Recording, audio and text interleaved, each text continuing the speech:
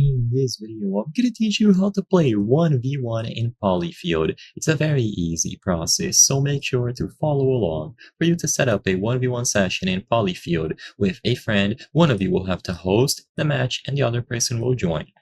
To do this, go over to the play option, and like I said before, one of you will host the game. So if you look among all of the options, at the right side of the screen, you should be able to see Create Match. One of you chooses this option and begins setting up the custom match.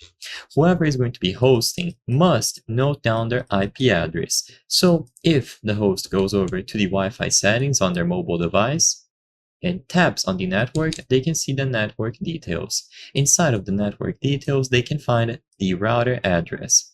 Usually, it's going to be something like 192.168 and then a string of numbers at the end.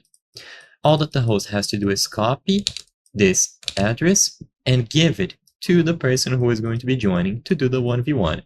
So set up the custom match. If you are the host, you will change the match type, time limit, max score, friendly fire, and most importantly, make sure to set up 0 NPCs. That way it will be only you and your friend, or if you prefer, you can add NPCs, it doesn't matter.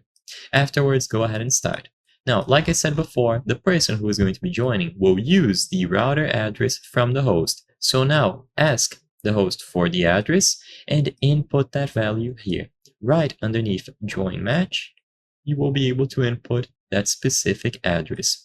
If the address is correct and the host is inside of the game, both of you in close proximity on the same network, you will be able to connect and start playing together. Super simple to do, and the host simply needs to create the match and share the address. So I hope I was able to help you. If this video helped you, please consider subscribing. As you can see, according to the channel metrics, 83% of the people watching our videos are not subscribed.